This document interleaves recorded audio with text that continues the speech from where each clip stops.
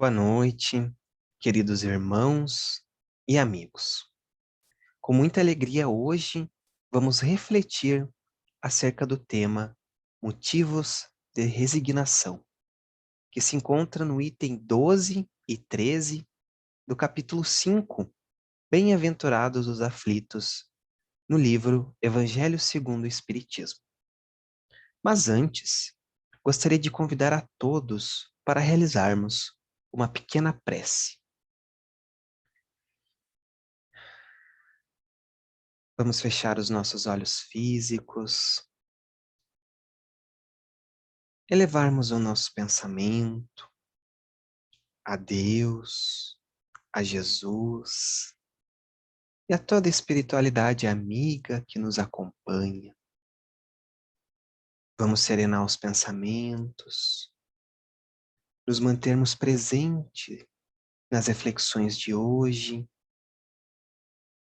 refletirmos acerca de um tema muito importante para a nossa caminhada evolutiva, que possamos sempre contar com o apoio, com a mão amiga do Mestre Jesus, a nos orientar a caminhada, que muitas vezes não é fácil. Às vezes nos encontramos em dias nublados e chuvosos e frios, mas sempre possamos contar com o sol radiante que representa Jesus e o seu Evangelho, sempre acompanhado dos raios de sol que representam todos os seus trabalhadores interessados no progresso da humanidade, no consolo das almas já cansadas. Obrigado, Mestre, que assim seja.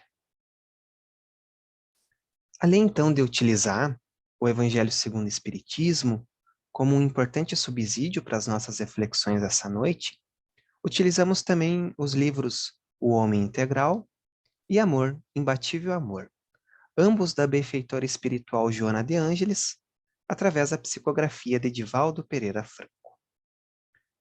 Então, antes de encontrarmos os motivos propriamente ditos para nossa resignação ante as nossas dores e aos nossos sofrimentos, que somos, às vezes, diariamente acometidos, a gente precisa, primeiro, refletir sobre os nossos sofrimentos, tentar entendê-los, examinar em nós mesmos as origens e as causas para estes estarem acontecendo nas nossas existências. Da mesma forma, quando somos atingidos por uma doença no nosso corpo físico, seja ela uma dor de cabeça, uma infecção, uma náusea, uma febre, a gente precisa consultar o médico, ir ao hospital, para descobrir o que está causando esse mal-estar, essa dor física. Aí, juntamente com o médico, ele vai descobrir o que causa esse mal-estar e receitar um medicamento. E, em algumas vezes, até alguns cuidados especiais, sempre com o intuito de erradicar a doença. Muitas vezes também o médico pode até nos pedir alguns exames para observar mais a fundo, então, essas causas. Mas, para qualquer que seja esses males físicos, a gente vai precisar de cuidado e disciplina. Seja na hora de usar os medicamentos no horário correto, até mesmo eliminando algo da nossa dieta que muitas vezes pode estar causando essa determinada patologia. E aí, amigos, com essa simples analogia, eu convido a todos nós a começarmos a refletir sobre os nossos sofrimentos. Mais especificamente, aqueles sofrimentos de ordem moral.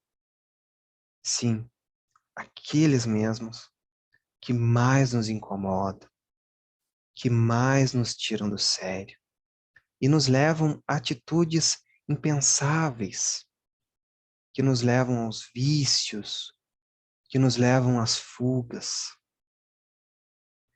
para que quando a gente possa encontrar, então, a origem desse sofrimento, aí a gente vai encontrar motivos para nos ressignificar e também nos reinventarmos ante todas essas situações difíceis que acontecem nas nossas existências.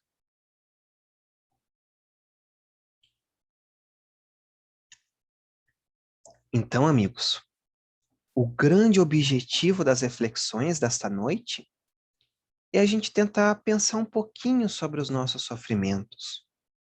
Dessa forma, lançamos dois grandes questionamentos para hoje. O primeiro, qual a origem dos sofrimentos humanos? Depois, então, de entendido essa primeira questão, a gente vai se encaminhar para o segundo questionamento. Por que, então, precisamos encontrar motivos para nos mantermos fortes e confiantes frente a todos os sofrimentos que passamos? Encaminhando, então, para o nosso primeiro questionamento, qual a origem dos sofrimentos humanos? Será mesmo que a nossa espécie ela é a única restrita ao sofrimento e à dor? Quando a gente olha para a natureza, para o meio ambiente, para o mundo à nossa volta, para as outras espécies, a gente descobre que a nossa espécie ela não é a única, não é a restrita que passa por essas transformações impostas tanto pelo sofrimento quanto pela dor. Quando a gente observa um botãozinho de uma flor desabrochar, o claustro, né, vai romper e liberar o perfume e o pólen. E isso acontece com um fim útil, no momento certo, em harmonia, justamente para garantir o ciclo deste vegetal. Da mesma maneira, o parto, que é extremamente doloroso, mas extremamente útil para que se tenha vida. Com isso, a gente consegue perceber qual seja a ordem do sofrimento, seja tanto na nossa espécie como nas outras espécies. Seja esse sofrimento tanto de ordem material quanto de ordem moral. A gente consegue perceber a transitoriedade e a fragilidade das coisas à nossa volta. E, ao mesmo tempo, conseguimos entender que estes flagelos, representados pelo sofrimento, nos oferecem um recurso extremamente didático para o nosso aprendizado, para o nosso progresso, e conseguimos entender que tem um objetivo útil nesses sofrimentos. E essas situações de sofrimento e de dor representam um grande desafio evolutivo para a nossa caminhada. Porque justamente ela vai fazer parte da nossa vida. Para uns vem mais cedo, para outros um pouquinho mais tarde. Mas a grande verdade é que todos nós vamos passar por estes momentos dolorosos na nossa vida. E com isso, a gente precisa enfrentá-los com muita resignação. Analisar esse sofrimento de forma lúcida e racional, para que a gente possa encontrar um estimulante frente a esses sofrimentos e descobrirmos o sentido existencial de tudo isso e observar sempre um fim útil nessas situações. Sempre, claro, com o intuito de nos impulsionar para frente, ou seja, sempre para nos impulsionar esse crescimento interior, nos valorizando sempre, sem orgulho e muito menos sem a sombra da ilusão.